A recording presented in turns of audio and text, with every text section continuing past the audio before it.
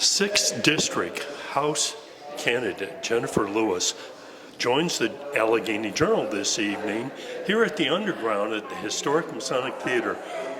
Welcome, Ms. Candidate. Welcome. Thank you so much for having me. This is a beautiful theater. I'm so happy to be here tonight. Jennifer, this is a really serious candidacy. It's a very serious election where things are, going back and forth, and the importance of a majority, House majority, is critical. What, in your view, is the most important issue facing the public? Saving our democracy, really. We have a current representative who supported the big lie, spoke at a Stop the Steal rally in Stanton, and I think that is a really dangerous thing, to have a representative who doesn't believe in the truth and believe in facts.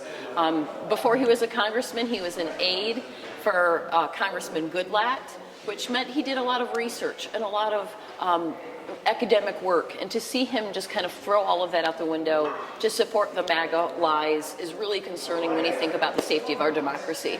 And what do you believe is the most important issue after that facing the public? Is it immigration? Is it inflation? Is it economic development? I mean, you've got a candidacy, you've got your priorities. What are those other than saving the democracy? Yeah, it's healthcare. 100% it's healthcare. If the pandemic showed us anything, it showed us the absolute necessity for preventative care and access to health care. I think, on the way down here with the gentleman who rode with me, Randall Wolf, who is a candidate for delegate, we were talking about the impact of long COVID. So many people got sick with COVID, not to mention over 1 million people lost their lives, but so many people got sick with COVID that we need to be planning for long-term COVID and how that's going to impact our economy, our productivity, and people having to maybe be on short-term disability. I know of folks who have not been able to return full-time back to their jobs because they're dealing with long-term COVID. So I think healthcare's got to be a top issue. And how important is the decision to return abortion availability to the states? Do you see that as something significant in the women in the 6th District? So that's actually, I think that's going to be our winning issue. And what has been really great to see is that it's not just women who care about abortion access, it's men. Men also care about abortion access.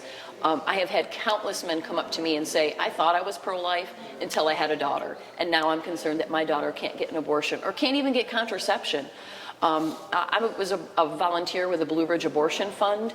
The average woman or person that wants to get an abortion is someone that has had several children and is making the financial decision to end that pregnancy because they financially can't afford that.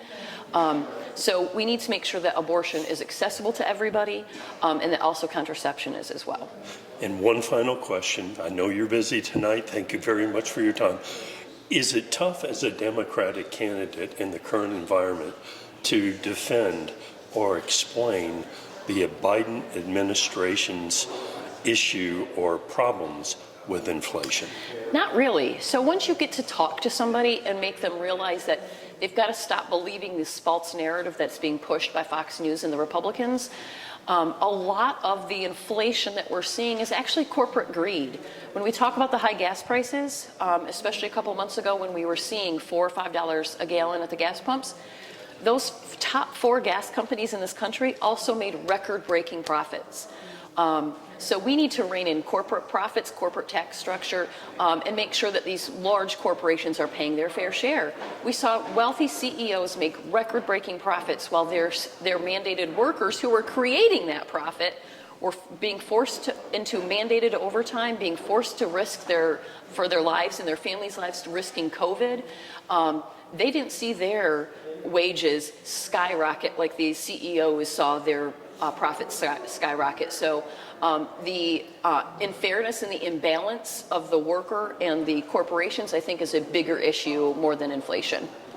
We know you're busy tonight. It's a meet and greet here in Alleghany County, and thank you very much for your time. I'm happy to give you any time that you ever wanted, anytime at all. Thank you so much.